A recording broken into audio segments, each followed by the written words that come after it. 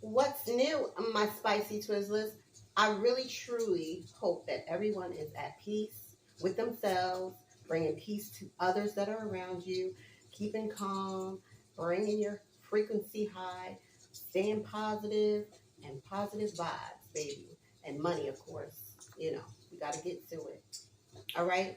So, this is a new video, new and new. Okay? And I'm smelling good. A little bit of bergamot, you know. Yeah. So let's get to it. Let's get spicy. I am not Haitian, but I am from the Caribbean. The Haitian immigrants are indeed eating animals. Let me tell you something about these people.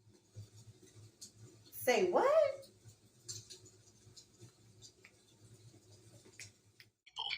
Not only are they harvesting cats for food, but also for witchcraft purposes, voodoo purposes.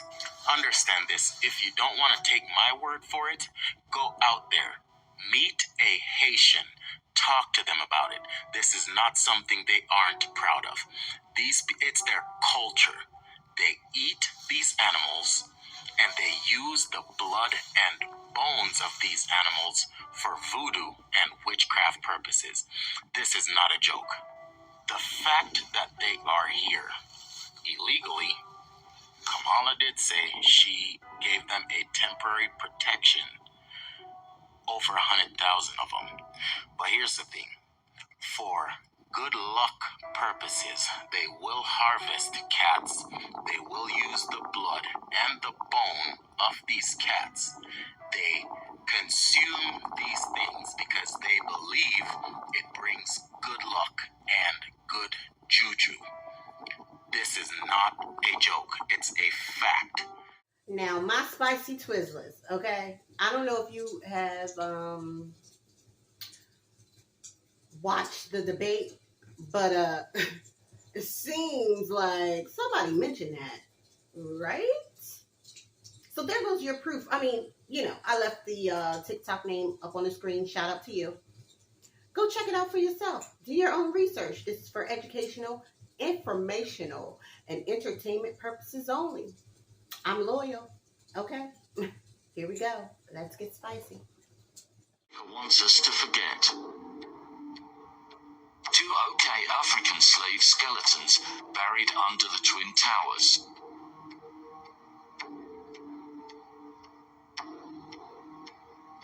And that's not leather either.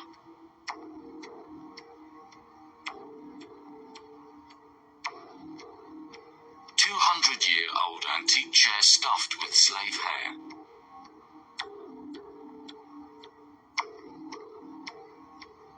The link between churches and slavery.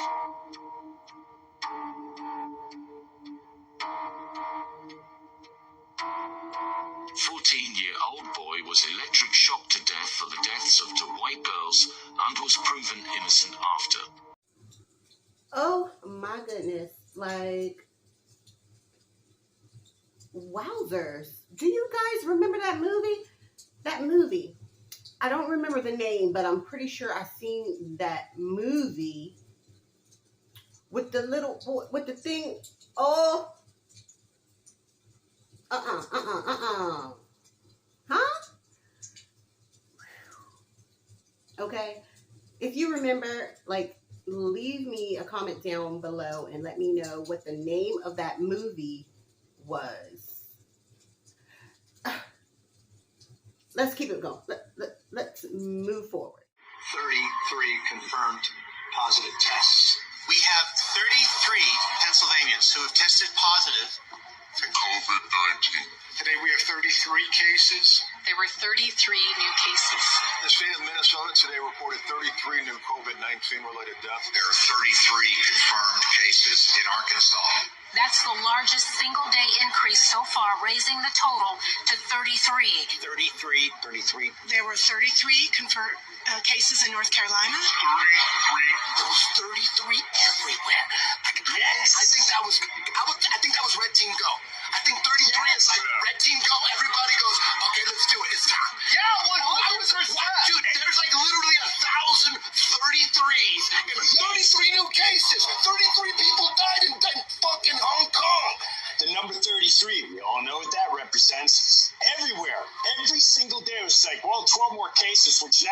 state to 33. Yes, 33 yes. cases today. Yes. We had 11 cases, which now it's 33.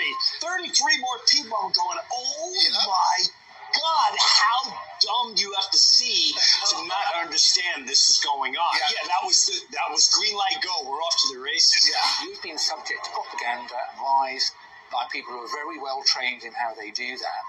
If you find one thing your government has said which is clearly not true, I ask you this. It's signals and signs everywhere.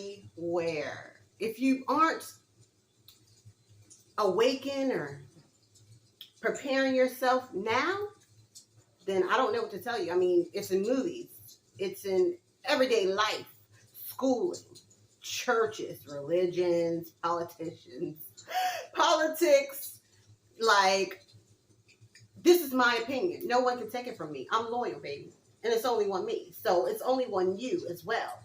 So why not just open your mind and your brain to seeing exactly what's happening? I mean, why so many repetitions? You know what? That's what they do every day when we watch television, when we watch movies. It's like hypnotism. I'm just saying. I'm just saying. I use my hands a lot, so don't look too deep into that, okay? But really though, okay. I'll leave it at that. Leave a comment and let me know how you feel about this video. Okay? Next. Where are our two stranded astronauts? In the International Space Station. Do you know how big the space station is? It's the size of a football field. Now, of course, the space station is composed of modules. How big are the modules? Well, it's a volume because you're just floating around, so it doesn't make sense to think of it in square footage. But let's try to do that. It's about 400 square feet. All right, what else is true? Oh, there's a half dozen other astronauts already there in the space station. So are they marooned and stranded? Are they alone? No, there's other people they can go play with, okay? And they got food. Different modules stock different types of food. And that food tends to be regional to the tastes of the astronauts visiting. I can't imagine that the American module is going to run out of food. Keep in mind, every time a ship docks with the International Space Station, there are supplies that come on board. Space is routine right now. My spicy Twizzlers. As the world turns. I guess that's what it is. I mean, I believe what I believe. You believe what you believe. Like I said, this is educational and entertainment, informational purposes only for this video, okay? My reaction is my reaction. Tell me what your reaction would be if you really knew what was going on the moon. And I turn again because I can. Next.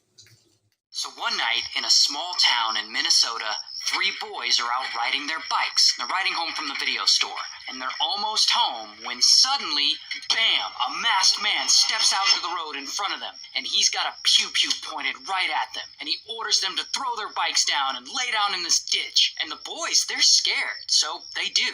Now, one of the boys, we'll call him 11.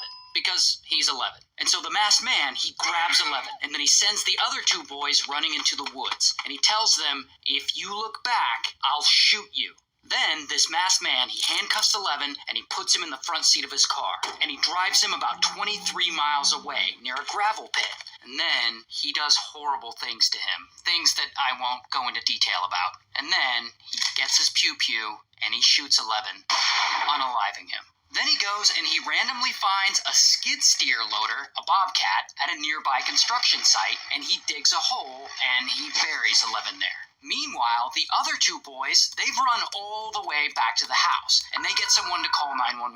6 minutes later, the sheriff's department is on the scene, and they're looking for 11. But, fortunately, there's no sign of him anywhere. So then, bam, the FBI gets involved, and there's this huge manhunt with a police helicopter, and it's a big deal in this small town. And while all of this is going on, Eleven's family hears about this other unsolved case from 9 months before. In a nearby town, this other kid, he's 12, so we'll call him 12, he was also abducted and essayed by some weird guy. But then he was actually let go. And 12 told the police that the man had instructed him to run into the woods, and he said, "If you look back, I'll shoot you."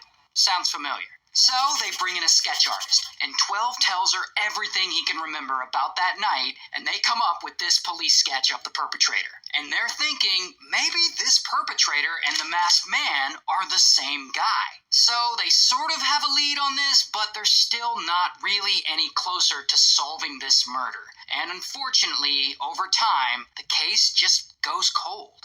Until 21 years later, this story has caught the interest of this woman, who we'll call Curious Joy. And Curious Joy is a blogger, and she's sort of an amateur investigative journalist, and she decides to dig deeper into this story. And she researches everything she can about it, and she drives by the exact spot where Eleven was kidnapped, and she retraces his steps. She starts blogging about all of it. She personally interviews 2 persons of interest. But then Joy discovers an article from 1987, which was 2 years before Eleven was kidnapped. And this article talks about a string of essays and attempted essays in a nearby town, all involving young boys. So she brings this information to 12, who is an adult now. And Curious Joy's like, "Do you think that this is the same guy that was involved in your assault?" And 12's like, "Probably, yeah." So they then take this info to Eleven's parents. Now, Eleven's parents, even after all these years, they still want answers. Like, what happened to Eleven? So they go to police and they start demanding that they reopen the case, and they are relentless about it. Meanwhile, 12 and Curious Joy, they're tracking down leads left and right, and they're trying to learn more about how all these essays might be connected. And they start calling the police 3 times a week, and sometimes 3 times a day, trying to get them to re-examine Eleven's case.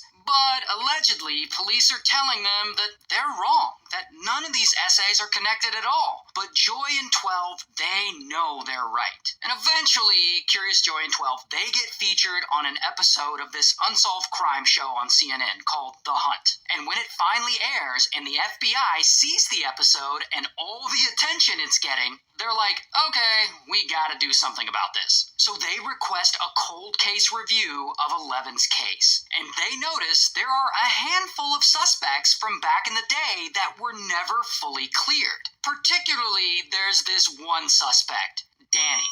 And Danny, he's actually not only a suspect in Eleven's case, but in 12's case and in the string of essays in the nearby town. But back in the day, there just wasn't enough evidence to indict him, so he was let go. But now we have better technology, specifically DNA technology. So the FBI, they go and they analyze all the old evidence and they put it up against DNA collected from the uncleared suspects, and of course, they find a match, Danny. So then kapow, they get a search warrant and they raid Danny's house and they find a bunch of CP. And then bam, they arrest him. Here's his mugshot. And he spends about a year in custody, and after that he takes a plea deal and he admits to the crimes against both 11 and 12, and he tells police exactly where to find 11's buried body. And he ultimately gets sentenced to 20 years in prison. Good. Shout out to Minnesota. So Well, my spicy Twizzlers, we have come to the end of this reaction video. I hope you enjoyed.